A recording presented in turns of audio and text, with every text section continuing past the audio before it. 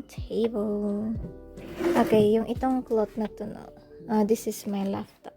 Ayan. Itanggalin ko muna para makita niyo. Itong laptop na to is Think 15 ThinkPad Lenovo. Ayan, Lenovo L15 ThinkPad. Ayan.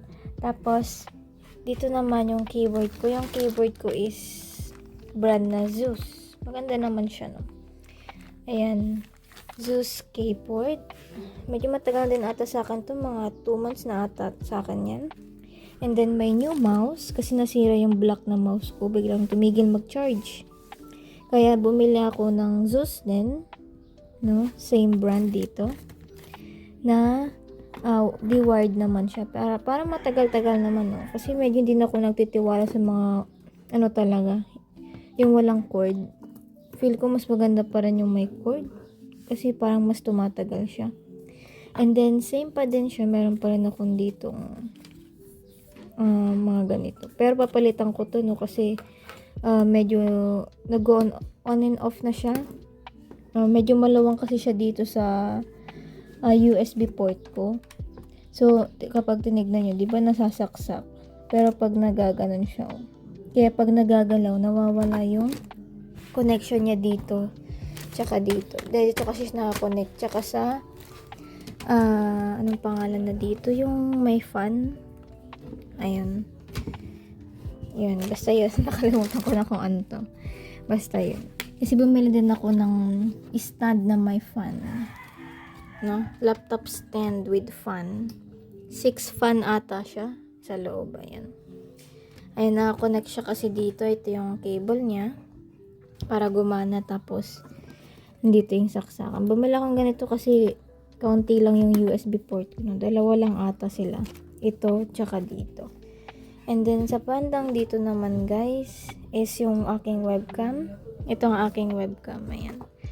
Nandito siya. And kasi pag sinasarado ko to, sinasarado ko kasi siya. Nilalagay ko dito. And then, may bago tayong headset stand. Yan, headset stand. Pero hindi siya comfortable dito sa Jabra ko. Kaya medyo siguro papalitan ko tong Jabra ko. And kapag bibili ka ng Jabra, guys, make sure na hindi masyado noisy sa paligid nyo kasi ang pangit lang dito sa Jabra. Pag masyadong noisy, naririnig pa din. For mild noise lang talaga ang Jabra para sa akin. Ginamitan ko na din to ng Sonar, yung Steel Series. Hindi pa din siya gumagana. Kaya yun. Kapag bibili kayo ng headset na pang ESL, siguro yung, kapag gusto nyo ng Jabra, edi Jabra kayo, pero pang ano lang talaga to. Pang mild noise lang. Kasi sa akin may katabi akong aso, puro aso paligid ko, kaya naririnig. Kaya hindi ko to ginagamit. Ayan. Kasi may ginagamit akong iba. Share ko mamaya. Ayan, ito naman ang aking iPad. Ayan. iPad na A16 na may binilang ko din siya ng stand. No? Pag gumagawa ko ng script. Dati, ganito ang script na ginagawa ko. If you remember.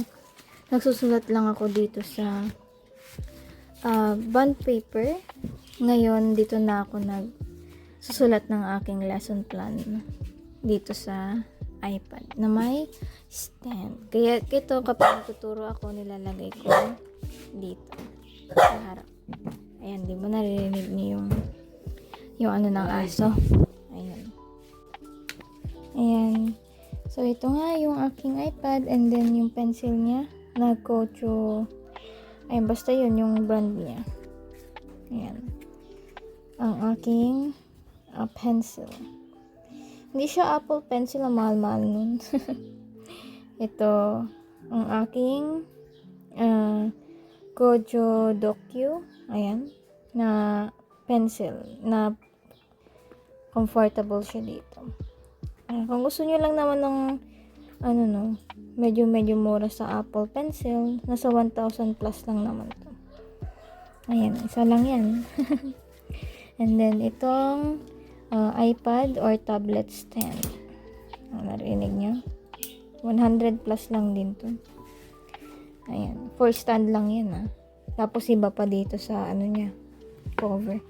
Anyways, ayan. Dito lang naman yung mga pangpatungan ko ng papers. Ayan, and then, dito pa din siya.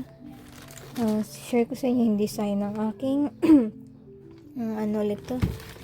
For pad, mouse pad na medyo malaki, no? Para maganda yung space para sa akin. Pang design lang ganun. Ayan, smooth naman siya kapag ginaganyan. And then, ito tayo sa light. Ito pa din yung light ko. I-upgrade ko siya ng first stand. Kasi lagi siyang nahuhulog. Madali siyang, pag nagagalaw, nahuhulog siya. So, hindi ko medyo gusto to. Ayan. Pag tinap mo naman siya, maliwanag. Ayan. Pero kasi madali siyang mahulog. Pag ganyan mo lang, nahulog na siya. And ito yung patungan niya. Kaya bibili ako ng medyo upgraded. And ito yung charger niya. Ayan. Pag nalobat, sasaksak ko na lang, no? Ayan. Ayan, ito yung mga upgrade. Pero ito, tanggalin ko to at iibahan ko to next time. Pero iba-vlog ko na lang susunod pag na-update na. And ito naman, pinaka-gusto ko sa lahat na nabili ko. Itong boom arm. Kasi yung boom arm ko, nandito ang aking headset. Ayan. Yung headset ko, guys, is yung this one.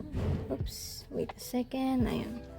Yung DGM20 ng Mono. Ayan, Mono. Ayan, hindi ko alam kung nakikita nyo. Buksan ko lang ito. Ayan, DGM20 Mono. Ayan, mas gusto ko siya. Kasi talagang naano niya yung noise reduction. Pero hinihinaan ko lang yung mic gain niya para hindi marinig yung tahon ng aso. Kapag medyo nalalakasan nyo kasi yung mic gain, para sa akin ito, naririnig yung background mo ng aso. Pero pag mga mild noise na hindi kagaya dito, talagang puro mild lang. Ito kahit medyo maingay talaga sa labas, hindi naririnig. Pero pag medyo malapit na talagang tahon ng aso sa bunganga ng maririnig siya, kaya niloloko yung mic gain niya. Ayan, nilalagay ko lang siya dito. So, may guhit na yan. Ayan, tapos hinahano ko na lang sa bunganga ko dito. Hindi naman sobrang lapit. And then, ito yung niya. Ito, DIY ko lang to kasi yung dito niya. Hindi siya comfortable dito. Kaya, ako na gumawa ng paraan para lumusot. Yan, ito yung USB-C, Type-C. Tsaka yung USB niya. Ayan. So, nagagalaw siya syempre. No? Tapos, ilalagay mo sa sakto dito sa upang ko. Ayan. So, tatakpan ko muna ulit siya. Ayan. Para hindi ng alikabok. Ayan. So, next, dito na tayo sa likod. Ay, still same. Dito pa din yung glass ko, pen. Ito yung laman ng bag. Small bag. Pen. And then, ito. I-upgrade ko itong mga to. Kasi ang hirap nila i-handle. Kasi walang stand. Ayan. Aura share siya. Still same pa din kagaya dating ginagamit ko. And then, yung pang linis ng laptop. Ito yung sinasabing 7-in-1 daw, ganyan. So, napabili ako. Nakatulong naman siya, pero ito yung usually lagi kong ginagamit. Kasi hindi ko masyado nagagamit to, kasi hindi ko naman alam. Ayan. And then, ito tayo. Ito namang laman na to, pura ballpen lang, tsaka pen. Then, yun lang. Ito yung laman ng small bag ko. And then, ito pa din sa likod is itong webcam ko. Ayan, nalagay ko lang siya dyan. Kasi finifold. Tsaka ito yung sinasabi kong ayan, laptop stand with fan. Cool fan pala nga pala. Cool fan na may 6 fan. Ayan, ito pa din ng aking ayusin ko lang to. Ito pa din yung aking chair na i-upgrade ko next month. Isang sakit sa likod. Ayan. Yun lang naman guys yung bago kong ayan, setup. Ayan. Yun lang guys ang bago kong setup this month. Pero i-upgrade ko pa yan. Ayan. Pag tinanggal nyo yan, naging ganyan siya. Diba? Astig. Susunod, masaya upgrade ko pa yun pag nagkaluwag-luwag na naman. Kasi marami na naman tayong iba-budget. Kasi marami tayong nabili. Ayun lang guys. I hope you enjoy this vlog. And susunod, upgrade ko pa tayo. Susunod, magbablog pa ako about my things. So, yun lang guys.